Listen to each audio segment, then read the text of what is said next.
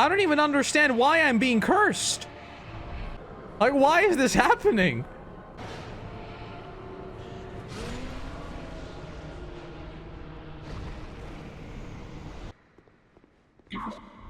Did it just cut off? I would have loved to known what the rest of it was. I would have loved to know what the rest of the speech was. Thank you, Dark Souls. Thank you, Dark Souls. I love this game. This is such a good game. I fought a boss that I was going to say it's a bad boss anyway, and you didn't even give me the best speech at the end. Why? I don't even know why. I didn't even do anything. Why does this game hate me? I mean, it's probably because I hate the game. It's probably because I haven't said very good things about the game. 3 bosses, 1 arena. Dark Souls 2 is truly ahead of its time. And the arena is so boring. It's just gray. Like the Dark Souls 1 final boss, it was so cool looking. What is this? This is just like a bad looking Colosseum. It doesn't even look cool. The Aldi fight is better. That's why we more or less recommend the Scholar Edition. Wait a minute, you mean base Dark Souls 2 didn't even have this fight? It was just like the Queen? Please don't tell me the second game ends with the Queen fight. Because that fight was... It was worse than the graveyard in the Grave Dude, like the big spooky guy in Dark Souls 1. How are boss fights in Dark Souls 2 also worse than Dark Souls 1? The Grave guy, the Grave Lord, in Dark Souls 1 was a better fight than this one, like the Queen. That's crazy. I mean, that was an okay fight. Is that it? I want happiness, and I want to be free from Dark Souls 2. I want to leave this game. Cinema. Okay, thoughts on Dark Souls 2. Dark Souls 1 was better. I didn't like teleporting around. I think it completely took away from the cohesive experience of the game. The way the progression was done also felt a lot more cohesive in Dark Souls 1 because you were focusing on clearing one area before coming back to another. That was better. The movesets of the weapons, Dark Souls 1 felt weightier. Even using the Zweihänder or the Greatsword, the movement felt weightier. When I was swinging around my sword, it didn't feel like everything was floaty. In Dark Souls 2, when I got hit, like the weird stutter, it felt weightless. The boss fights in Dark Souls 1, most of them were better than Dark Souls 2. Even the super simple ones. Dark Souls 1 was just better. They had more mechanics. They were mechanically more complex. Even the runbacks weren't as bad. The healing mechanics. Even though Dark Souls 1 gave you way too many flasks, and realistically you didn't need them, like the 20 flasks. Dark Souls 2 gives you the stupid gems. I don't like the gems. The gems are just not great. It's a weird thing. Should have just used the flasks. The flasks become like a weird afterthought. Whatever. Decreasing my health, but giving me way more humanities that I could ever need. It's again another weird bit of friction that doesn't need to be there. It's a bad call. The final boss of Dark Souls 2, incredibly disappointing. Didn't feel epic. Didn't feel grand. I didn't like it. Basically. Dark Souls 1 felt epic. Dark Souls 2 not so much.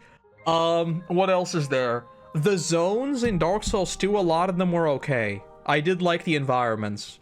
Some of them felt like they didn't really fit together that well. Again, it was like a sense of a matter of immersion. Like going up to the weird volcano manor, it felt like Resident Evil, less so Dark Souls, right? With the zone transition, but that's all right. The music for Dark Souls 2 is all right. This song right now playing is very good. Probably doesn't really beat the Nameless song, but this is pretty good. I think that about covers it. Interesting experience. But not. Don't ever cook again. Basically. I mean, the game had interesting ideas. The way, like, for example, the way you had to light all the torches and then something happens, I think if that was done better and it wasn't like in every single zone and there wasn't like 50 of them that you'd had to run around and light every single one, and if the torch wasn't as annoying to use, I think it would have been a very cool mechanic. Right? Like if you had these beacons that you had to run around and light, And maybe that way you unlock a secret path that is not necessarily like a hidden wall, right? Or a fake wall. I think that would have been really interesting. But there were just so many of them that, again, I just got annoyed. Like everything in this game, it feels overdone. There are too many mobs, too many runbacks, too many things to do. You pick up too many things. There are just too many things. Too many different zones, too many different bonfires. And the thing is with the bonfires, like a lot of them weren't even that useful for in terms of like teleporting around. They were important for progression, but not so much like getting back to places you wanted to be at. It has interesting ideas though. He was the co-director for Elden Ring, so technically he did cook again. I think you just need, he seems to be an ideas guy. And I think he needed Miyazaki to pull him back with the fundamentals.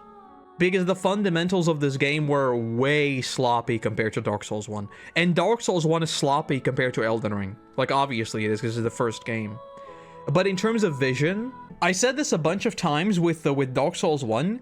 It felt like really surprising how strong the fundamentals of Dark Souls 1 were, even though a lot of the things felt janky. Like the roll in Dark Souls 1, the delay the roll has was really obnoxious.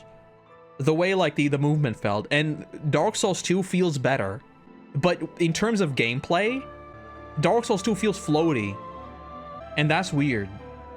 Roller coaster from this to Dark Souls 3 will be epic. I mean, don't forget we still have the 3 DLCs to go through. And I have been told that the DLCs are better than the base game. And if that is not true, then we're gonna have a big problem on our hands. Big problem on our hands. Because Artorias was peak. But the Dark Souls 1 final boss was also peak. Now, to be fair, the DLC did have like that weird dragon boss. I thought the dragon boss wasn't good. And also the run back to like all the way in the bottom of the hole of the DLC, that was also annoying. With like with the humanities floating, right? That wasn't great. But the DLC for Dark Souls 1 was strong. We'll see with Dark Souls 2. I'm just surprised by the number of bosses in Dark Souls 2 that just fell over. A lot of the bosses in this game had no mechanics, and I just destroyed them. And then there was the king boss who had 2 mechanics, and he just had a lot of health. And I just kept rolling around him and hitting him in the ass. A lot of very, very weird design choices regarding the bosses. Because thinking back, I remember more bosses from Dark Souls 1 than I do from Dark Souls 2. The only super memorable boss from Dark Souls 2 I feel like is the one I fought in the lava area. The one where I was mauling out.